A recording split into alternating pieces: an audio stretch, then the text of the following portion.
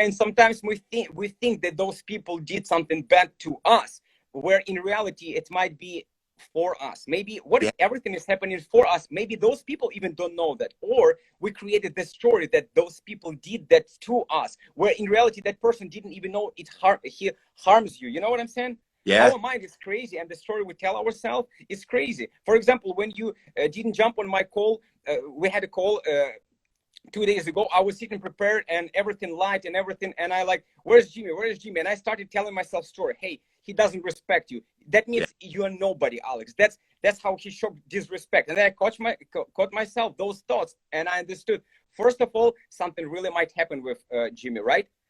Instead of feeling this way, I start connecting to my limiting beliefs. I start seeing those thoughts and seeing for what they is. This is limiting belief, and I start telling the different story for myself.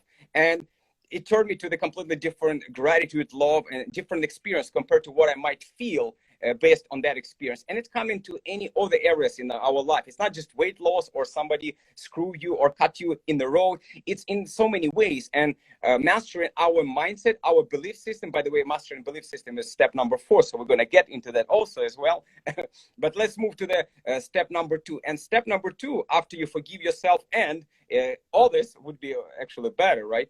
I might add it to my roadmap. So step number 2 is to create your ultimate vision. Well, in this case, since it's health mastery, then I'm going to be talking the ultimate vision for your health, for your body.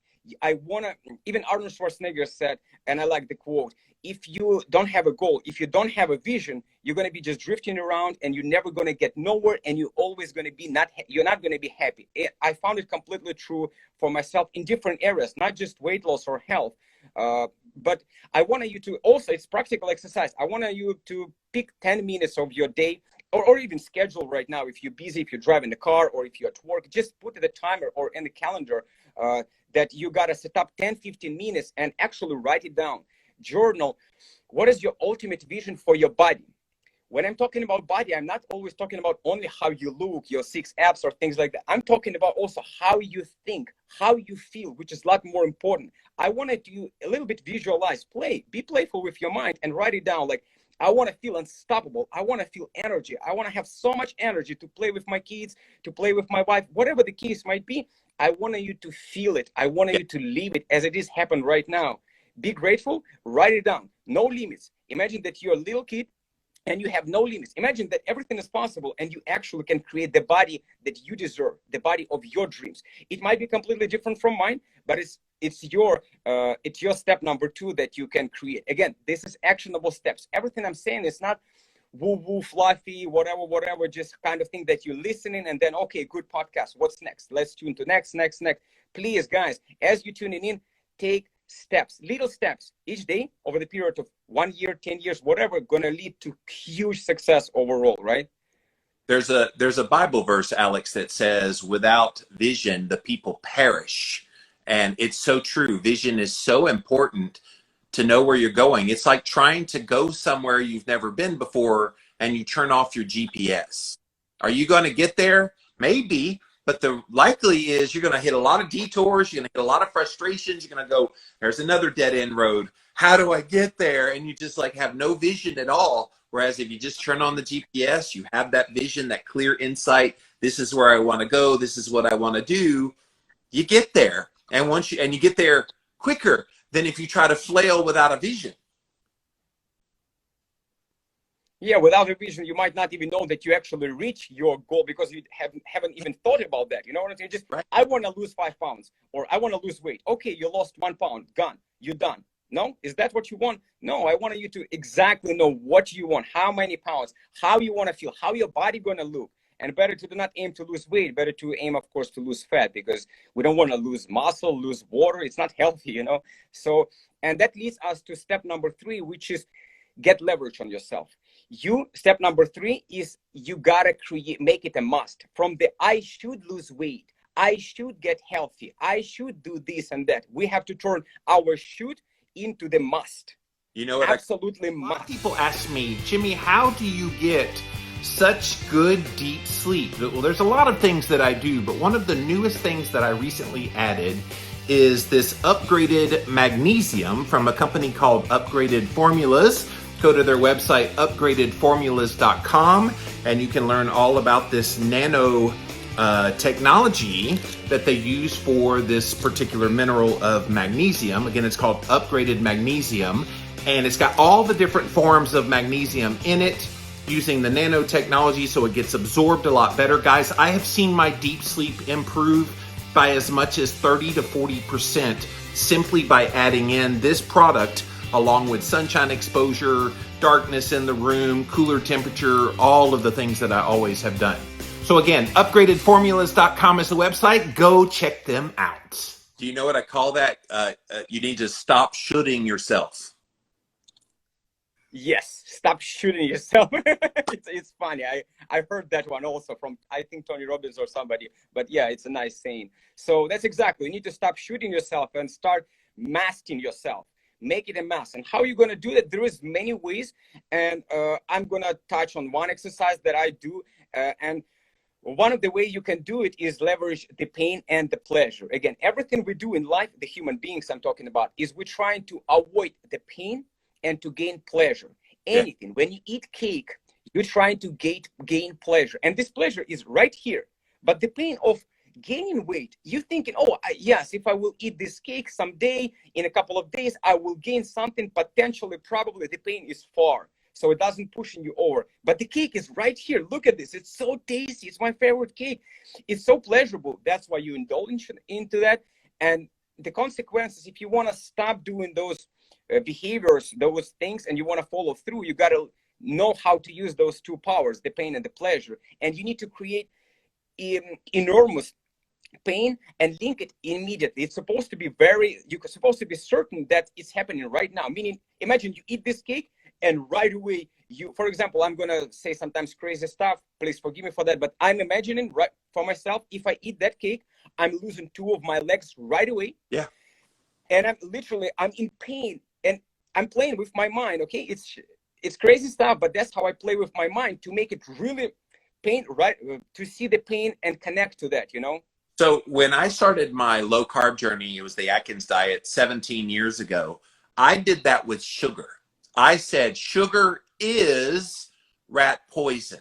Now, I knew on a conscious level it was not rat poison, just like you knew on a conscious level your legs weren't going to be amputated. But on that subconscious where it kind of made you go, it just gave you just enough of a pause that you said, I don't want to do that. The pain is too much. If I eat rat poison, I'm going to die. Like I literally thought that. At times, it gave me just enough pause to go, you know what? I don't need that ding dong Coca-Cola, whatever I was eating at the time. And it was powerful. It was a mind game of playing this pain versus pleasure. Yeah, it would be great on the taste buds, but the pain of eating rat poison, I die. Oh my gosh, can't let that happen. So I have lived what you're saying here. Yeah, I mean, and I want to just add that don't live only in the pain, because you got to link the pain to the behavior that you want to overcome. For example, again, we're just going to stick to this example of not eating cake means lots of pain for you. Not for me, my friend. Again, link your pain. It can be different for you, but I want you to visualize and actually link a lot of pain if you're going to have this cake and the pain is happening right away. But at the same time, after that, I don't want you to live only in the pain. I wanted you to link massive pleasure if you say no to this cake, or if you, whatever the behavior you're trying to overcome. Maybe you want to go to the gym and you link a lot of pain. If you're not going to go to the gym, if you skip this workout routine, you're going to have a lot of pain, but you're going to have a lot of pleasure if you actually going to follow through and you're going to go to the gym. Maybe you're going to visualize, again, the second step, which is your ultimate vision, your feelings, how you dancing, how you on the beach, whatever the case for you. And I want to mention one example that Arnold Schwarzenegger did. And again, I mentioned him already second time because I really respect that person, not from the bodybuilder standpoint and not even from the movie, but his mindset is very, very powerful. And really, I've learned a lot from him. So what he said when one of the guys came to him to interview him, he said, back then in 80s, I believe, he asked, why you always smiling when you at the gym? Why other people train as hard as you and they're always sour, they tired, but you always smiling when you lifting this weight? And Arnold said things that I'm never going to forget. I'm going to rephrase it, obviously. But he said, hey, when I'm in the gym, when I'm doing each rep, when I do 500 pounds push, bench press, 500-pound squats, whatever the exercise might be. He said, I'm imagining the cup, the Mr. Olympia cup that I'm lifting, not barbell with those plates. I'm lifting the cup over my hand. He was imagining himself winning the contest, the #1 person in the world. And see, it's, yeah. So he's doing like that and always smile. He couldn't wait to lift more. He couldn't wait to go to the gym again. He couldn't wait to say no to the cake, for example. You see, that's one of the examples. And he trained his mind to thinking, to associate. Yeah. Say no to the cake, for example, or yes to the exercise, and you feel lots of pleasure. Again, for you, my friend, who tune in right now, it can be something else. Maybe you're imagining you and the beach with the beautiful shape and how people talking to you, how you feel energy, or you playing with your kids, or you pursuing your goals. It doesn't matter. It's only matter for you. But again, it's practical exercise. It's something that you actually set up your timer, set up your calendar. You sit down, find your time, make the time for whatever you're committed to, and you go through this exercises. I know it's a lot, and some of the way you can do is you can just also, another exercise is to find your reasons, find your whys, which I go very deep as well. I'm not going to touch it right now, but basically find why you're doing that. Sometimes just having the beautiful body, it doesn't motivate me. I will not lie to you, Jimmy. It doesn't motivate me much to have beautiful body. I have good body already for many years, and like, okay, what's next? I have abs, awesome. Dude, so what's next? I look. No, I'm just kidding. So what you're talking about here, Alex, is kind of a psychosomatic kind of experience that as you think, ergo, there goes your body. And it's something I think if you think negative thoughts, it makes your body be weaker. It makes your body not respond to its fullest potential. So have those strong mindsets about like what Arnold Schwarzenegger does of I'm going to be victorious and that helps me lift. Like that is a strong, powerful symbol in his mind that then makes his body say, yeah, we got this. Yeah, exactly. I mean, this is one of the examples. And again, as I said, it's all practical steps. Everything I say, I wanted people to start taking action. Even right now, if it's live, you cannot take action. Okay, but just schedule it for the future. Now, step number 4 from the 7 steps to creating lasting change, the healthy mastery for roadmap, as I call it, is identify your inner blocks, your inner limiting beliefs, the voices, the demons, the urges. I can call on and on, the patterns, the beliefs, the programs. There are so many synonyms you can say, the animals. I want you to identify the limiting beliefs and replace them with empowering. Now, you might say, Alex, how can I do that? And there is many ways you can do. You can do incantation to install the empowering beliefs. Incantation is basically affirmations with emotions. You link a lot of emotions and you feel it. But I'm not going to dive into that. Let's make it simple. I want you to journal. I want you to pick the time during your day and just journal, or just go on about your day and from time to time train your focus. You need to understand, without focus, nothing going to work. You're not going to be able to change your identity. You're not going to change your behaviors, your emotions, your beliefs, not going to be changed. You need to, and I'm not saying exactly meditate. It can be done in different ways, but train your awareness is one of the key. You need to train your focus so you will start catching those thoughts. Basically, as you go about your day, I want you to just think, what is going on in my head? What are the voices there? What are the thoughts there? And then you see, do you like this voice or no? Maybe right now you're hearing that voice and it said, hey, Alex talking something. I already heard about this visualization. I heard about that. It's not going to work. Maybe you hear right now this voice as I'm speaking to you, and you hear, you know what, Alex, I've tried so many diets already. Nothing going to work for me. Well, my friend, this is the limiting belief. As long as you believe that nothing going to work for you, you're not going to even try. You're just going to give up. You're going to go overeat and not try anything because, hey, nothing going to work. I've tried everything. Is it really true you've tried everything, my friend?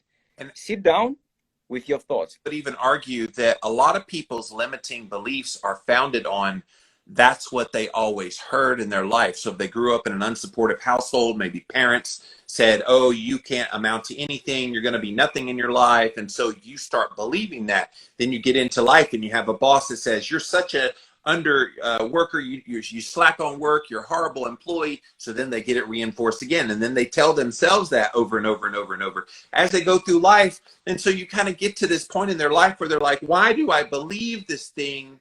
And everybody else says, I'm not those things, but all the people in my life that have ever mattered have told me it is. It's very hard to break those things.